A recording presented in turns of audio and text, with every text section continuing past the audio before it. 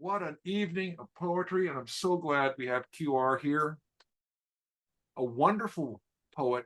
And I'm just going to read the write-up that I have so you folks can understand a little bit about this fabulously talented individual. So QR is a poet, playwright, novelist, and scholar, translator of Arabic and Persian poetry philosophy. He has a PhD from UCLA. He's had poems and translations in Poetry Hawaii Review, Al Arabiya, is that correct? Good. Black Box, and amongst others. He has 11 books, some of which are Buddha Time by the Global Scholarly Publications, or GSP, Ocean of Suns and Light, Light Last, a double book, also GSP. Watching the Universe Die and the Universe in Bloom is another double book under the GSP. Also, that one is also in Russian translation with the English text translated by Alexei Vyazemin and QR. He has also The Expanse of Green, translated Persian poetry of Sohrab Seferi, connected with UNESCO and Kalimat, and also A Rebirth, translated Persian poetry of Farrukh Hazad, with UNESCO publication subvention. Awards, many of those, First Prize, Chicago Poetry Festival, Columbia University Translation Prize, International Scholar of the Year Award, 1998 for Persian translations. He's been on TV, radio, done readings in Persian and English, has been to Europe, Asia, and the United States for live readings, also in Iran, Russia, China, and the United States, of course. He's a founding member of the San Francisco Bay Area Poets Coalition, something which I did not know, and a group that I was associated with in my younger days. So very nice connection with that. So you're about to hear a voice, an intelligence, a soul, a person whose capacity to impress has always been surprising because he goes to other places and brings us along for that very special ride. Thank you, Dan, and thanks everyone for coming. Going to go right to it. This first poem is based on the mantra of the first work ever printed in Western China, the Heart of Wisdom Sutra. This is Heart of Wisdom Sutra retake number 1. The mantra is in Sanskrit and Japanese, and it's translated in the body of the text. Gyate, gyate, hanya gyate, soaka gyate, parasam gyate, gyate, gyate, para gyate, parasam gyate, bodhisvaha. Gone, gone, gone beyond, gone all the way gone, gone way beyond gone, gone beyond the beyond. Gyate, gyate, hanya gyate, soaka gyate, parasam gyate. Still here in the mixed pixels of pain, but already gone and already back. All here in the clear, all here, all here. The mixed pixels of pain dancing all the while.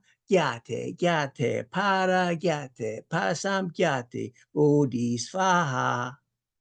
Gone, gone, gone beyond, gone all the way gone, and still going gone, gone way beyond gone, and still going right here, all here.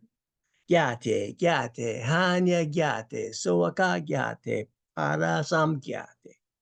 Gone beyond, beyond, gone beyond the beyond, but always arriving here, all here, all here. Gyate, gyate, para gyate, parasam gyate, bodhisvaha, bodhisvaha.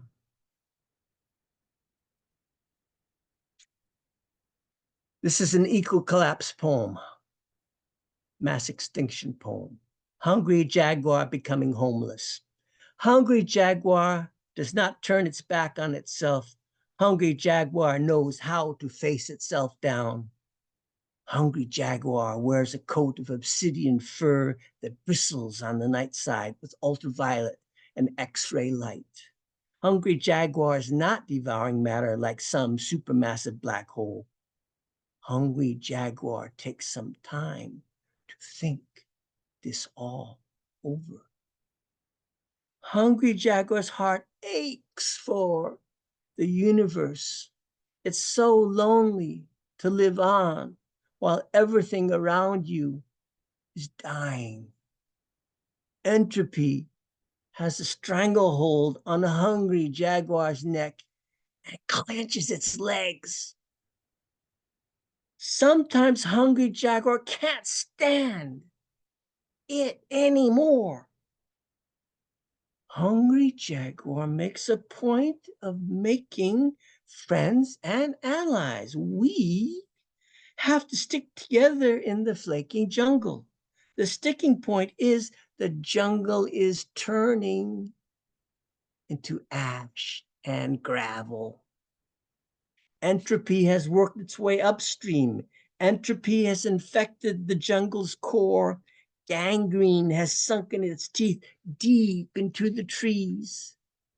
Hungry jaguar and all friends, enemies, bystanders, and non-participants alike are all losing their common home. This story repeats itself on planet after planet. Hungry jaguar can see what happened to Venus. Hungry jaguar can see what happened to Mars. On one planet, air is boiling. On the other, riverbeds ran dry. Entropy is baring its teeth and claws. Hungry jaguar and all are losing their home. Hungry jaguar, despite all its glorious obsidian radiance, is going down. Entropy has hungry jaguar by the jugular. Entropy is baring its filthy teeth and pus-clotted claws. Hungry jaguar and all are losing their home.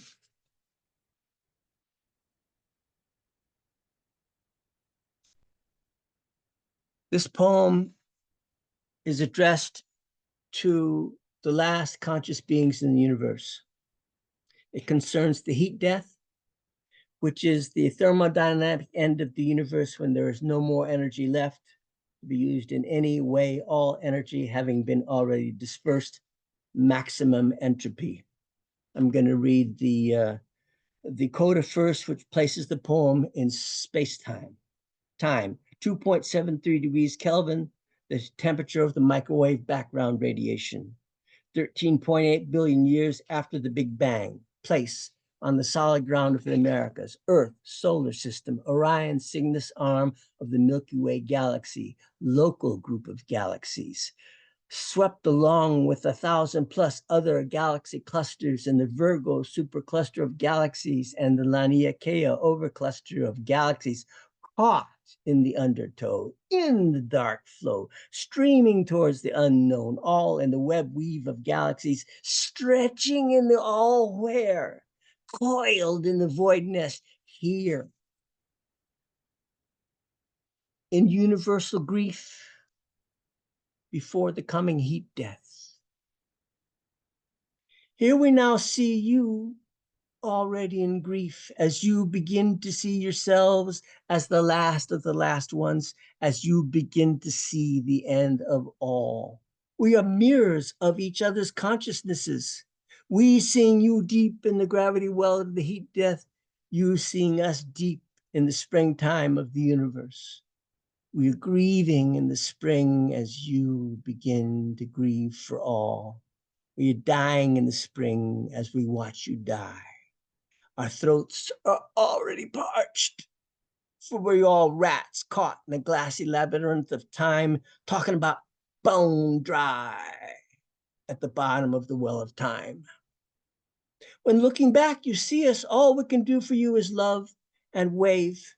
You'll recognize us by our eyes, for we've been crying for you and all us all the way through time. Sure, the sun was bright and the grass was green, but we saw the heat there creeping, creeping up through time, and we cried and shivered for you and all us eons before you opened your eyes. Eons before you opened your eyes. Wake up. It is morning on the last day of the universe. We are with you, you last ones, to the void fall, to the end. Hold our eyes as we hold yours. Hold our eyes. We are with you, you last ones, to the void fall, to the end. Hold our eyes as we hold yours. Hold our eyes. Hold our eyes. We are with you.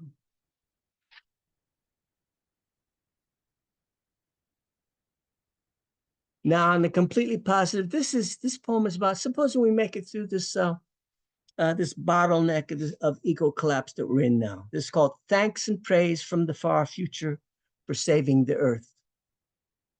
We thank you from the far future.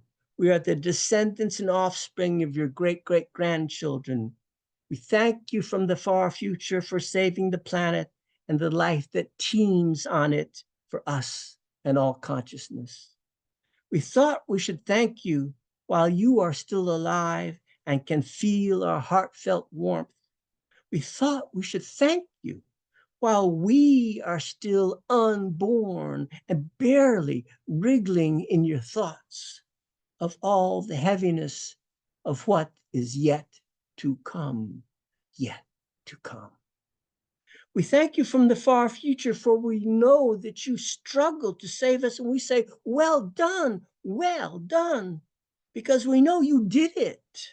And yes, we look forward to the descendants of our own great-great-grandchildren thanking us for saving the earth for them and applauding us, saying, well done, because we know you did it. This is a message from your far future. This is a message from our far future. We thank you for saving us, the planet, and consciousness.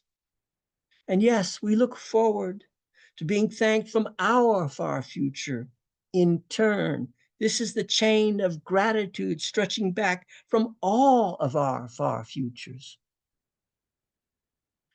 We all borrow from the far future to build the honeycomb of consciousness. We, in turn, lend you our strength, bending back from the far future.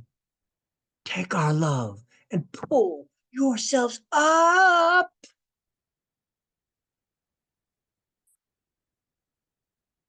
Slipping back 800 years to Maulana Jalaluddin Rumi. This is one of his most famous ghazals. I'm going to read it short. I'm going to read it in Persian, and then I'm going to read my translation in English. The you in the beginning, the to, thou, is both the divine and Shams Tabrizi, Rumi's master. And the last line, it's Shamsi Tabrizi. Shams disappeared under mysterious circumstances. Some say that Rumi's own disciples killed him. This has internal rhyme, and the end rhyme is ar mara. Yar mara, gar mara, eşki cigar khar mara, ya toy, qatoy, khaje, nigahdar mara. Nuh toy, ruh toy, fateh o maftuh toy, sinni mashruh toy, pordore asrar mara. Nur toy, sur toy, dawlat mansur toy, morke kohatur toy, khaste bemen kar mara. قطر توی برق توی لفت توی قرد توی قند توی زرد توی پیش میازار مرا حجره خورشید توی خانه ناهید توی روزه امید توی راه ده یار مرا روز توی حاصل در یوز توی آب toy, kusi toy, ab dehin barbara. Dane toy, dam toy, bade toy, jam toy, hochte toy, ham toy, ham bemegsar mara. Intan kam tanadi, rah delem kam zanadi, rah shodi, ta nabudi, in hame goftar mara. Heart-ending love, heart-aching love. You are my love, you are my cave, you are the love that's eating my heart out. You are my love and cave. Oh Lord, save me. You are both known spirit, both conquer and conquered. You are an open breast full of my pearl secrets. You are both light and feast, both Mansur's dominion and fortune. You are Mount Sinai's bird of prey with your beak wounding me. You are a drop of the sea and the sea itself. You are both malice and grace. You are sugar and poison both. Oh, leave off tormenting me. You are the house of singing Venus and the room of the sun. You are of the garden of hope. Open up, love, and let me in. You are both day and fast. You're the harvest when you go begging from door to door. You are both water and jug. Give me water this time. You are both seed bait and trap. You are both wine and cup. You are both cooked and raw, both experienced and green. Please don't leave me unfulfilled. If you don't twist me enough, you won't reach deep in my heart. You fared so far that you vanished and ceased to be. That's all I have to say. I can't say anymore.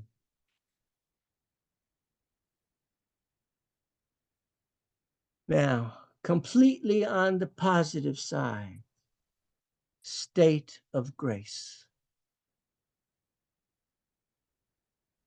Sometimes grace descends. Sometimes grace descends on you, despite all the evils nesting in their unreachable ravines and unassailable eyries. Sometimes grace makes its way through the minefields of mind and self-closing traps. Sometimes grace settles in you. In a state of grace, you find colors singing to you and shapes caress you. Pinpricks of grace nuzzle your skin. You find yourself walking in air. The atmospheres of grace crowd you. One grace catches your attention and clamors, let me love you too. Another grace sighs, I'll not crowd you, but will pull back to one remove. You'll always know you could call me close. Other graces fall in place. They pass you off one to another. Together they buoy you up. Grace after grace, and graces in packs overtake you and pass. You can feel the gentle whir of air as their onrush lifts you up. Sometimes grace just comes on through and stays for just a moment or two to have a word with you. You look around and find you're still walking in air. Your eyes touch the recesses of reality, nooks and crannies of ever further away in sight, like muffled pillows for the reach of your mind. In a state of grace, you know you are in transit. You are only passing through, and grace is passing through you. You don't punch Grace's ticket. Grace is just passing through. Deep radiance number 2. We, I, universe shine in love amplitudes for which there is yet no measure except the scream, the scream. We all know better. We all know better than to think that just because the gloss is off, that we, I, universe cannot shine brighter than ever in the black vastness inside and around us. We all know better. We all know better than to think that just because the gloss is off, that we, our universe, cannot shine deeper than ever in the void vastness inside and around us. We all know better. Gloss is off the void, but the deep radiance has just begun to take hold in the void vastness inside and around us. The deep radiance has just begun to take hold. We, our universe, have just begun to call this, all this home, home. We, our universe, have just begun to call this, all this, home, home. We all know better. The deep radiance has just begun. The deep radiance has just begun. Deep radiance has just begun. I'm going to close with a very short meditation trance poem. I'm going to do it with my eyes closed. It's best to have your eyes closed to receive this. It's very short. It's called I Am the I. I am the I. I am the I. I am the I in my mind storm. I am the I in my mind storm. I am the I in my mind storm. And I see that all is still. And I see that all is still.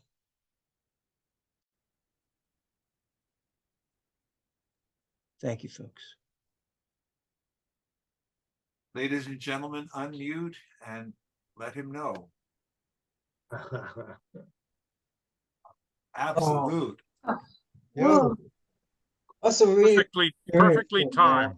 Right on time, right on the money, right on the spot. incredible. I timed it for days. Oh, beautiful. Beautiful. That's Thank you so much. great. Thank you. Thank you. Thank you for being who you are. I just love what you did. Always a privilege, man. Yeah. Thank you. Yeah.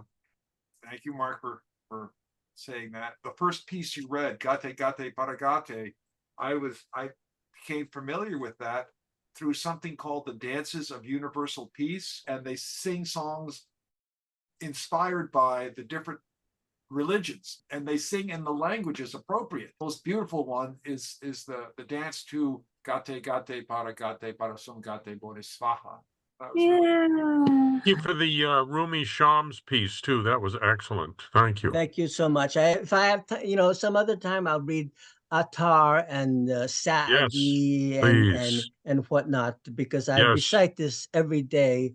It's a meditation. I do a lot of Persian poetry. In fact, last night I had 2.5 hours listening to a lecture in Persian on Ferdowsi, the Shahnameh. Book of the I'm in Kings. charge of a rose garden with 33 roses in it, and it's like every day I think of Attar. Good enough. Good enough. Yeah. Good enough. You remind me a little bit of Jerome Rothenberg, who used to read from Technicians of the Sacred. I heard him read 1,000 years ago, but it's that whole style of presentation is very amazing. Thank you, Quasar. Thank you for mentioning that book, Technicians of the Sacred. That's one of the first big books I, as a young writer, read through to the Yeah, best of my I saw ability. I saw him performance. He came to to City College in like 1968 or something like that. But it really changed my life. I mean, Yeah. to hear that kind of poetry. Hey, that's great. That's great. That's what Wow. it's for. That's right.